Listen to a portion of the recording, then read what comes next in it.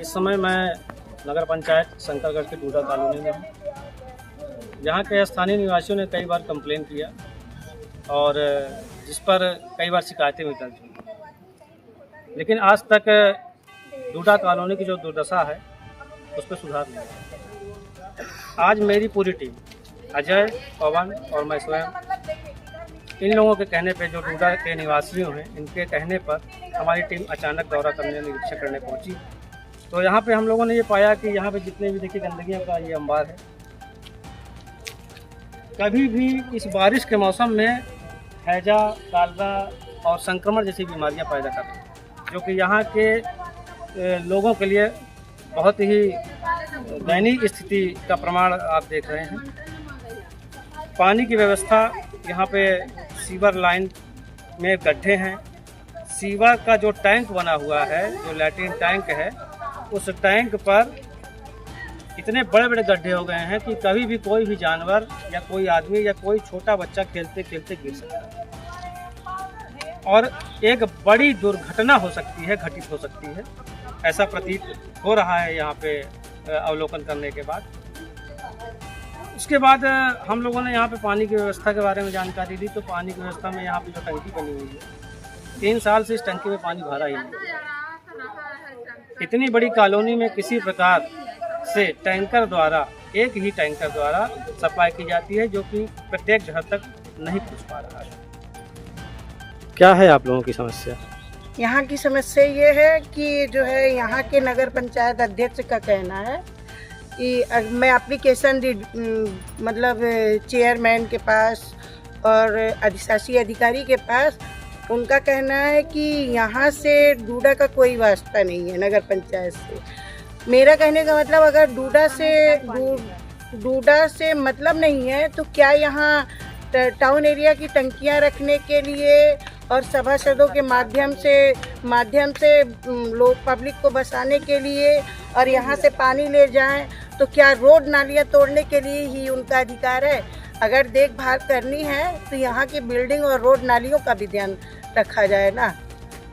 यहाँ पे जो आपने क्या क्या समस्या व्याप्त है, इस बारे में यहाँ की समस्या यह है कि बिल्डिंग पूरी जर्जर है, नालियाँ पूरी एकदम जाम है, जो लैट्रिन के सीट हैं, सीवर हैं, वो सब खुले और ढक्कन खुले हुए हैं।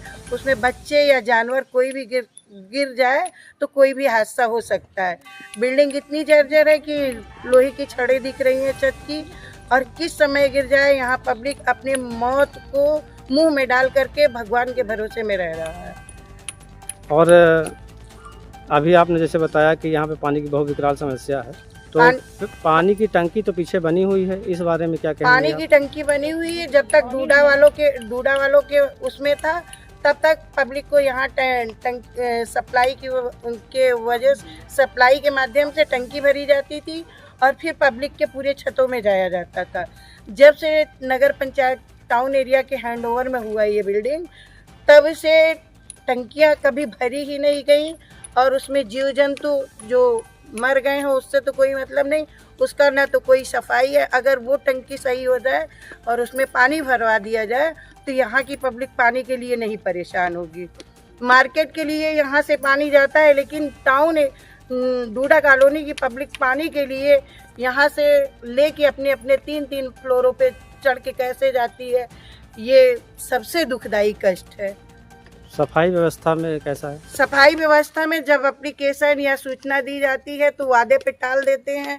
जब बहुत जोर किया जाता है तो बस सामने की बिल्डिंग, सामने का रोड साफ कर दिया जाता है, बाकी पीछे वाले चाहे तो गंदगी में रहें, चाहे वो साफ करके रहें, अब किस तरह रहें वो तो मीडिया के माध्यम से ही दिख रहा है। आपका नाम? मेरा नाम उमा वर्मा, महिला मोर्चा मंडल अध्यक्ष, भाजपा मंडल उपाध्यक्ष। क्या कहना चाहेंगे आप? सबसे पहले तो आप सभी मीडिया के जितने भी कर्मचारी यहाँ पे आए हैं उनको बहुत बहुत धन्यवाद। मैं आपको बता दूं कि डूडा कॉलोनी में सबसे बड़ी जो समस्या है वो है जल की समस्या, नाली की समस्या और जर्जर जो छत हैं, और जो लैट्रिन की टंकियाँ हैं, उनके जो टंकियाँ हैं वो पूरी तरह से खुली हुई, उनका ढक्कन है ही नहीं। तो जिसमें आए दिन जो है गाय जो है मृत अवस्था में रहती है, गाय गिर जाती है, उसको हम लोग निकालते हैं, इस तरह की समस्याएं होती हैं।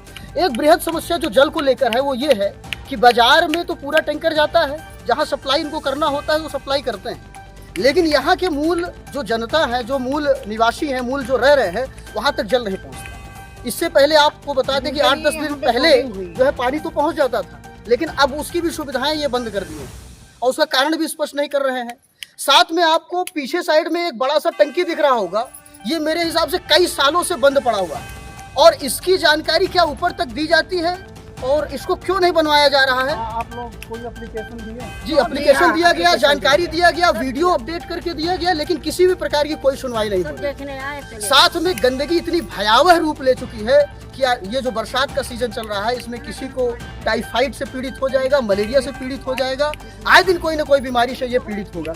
ये बहुत बड़ी बृहद समस्या है। हम लोगों ने बहुत रिक्वेस्ट किया, टाउन एरिया पे ये मैसेजेस पहुंचाया, डूडा की अध्यक्षा तक भी ये मैसेजेस पहुंचाया, लेकिन कोई भी सुनने को इसको तैयार नहीं है। तो विशेष अपील आप लोगों के माध्यम से ये है कि यहाँ पे जल की सुविधा को दुरुस्त कराएं और जो बिल्डिंग की सुविधा है उसको भी चुस्त दुरुस्त करें, नहीं छत गिर जाएगी, कुछ न कुछ आत्मघात हो जाएगा। नालियों में तो आए दिन कोई न कोई जीव जंतु जो है गिरता रहता है और मरता रहता है, इसकी समस्या भी जो है दूर हो जाए। अस्थायी जो गौशाला आगे आपको बना है उस पर भी कुछ न कुछ क्रियान्वित हो, मेरा ये विशेष अनुरोध है। बहुत बहुत धन्यवाद आपका। आपका नाम? विनीत चतुर्वेदी।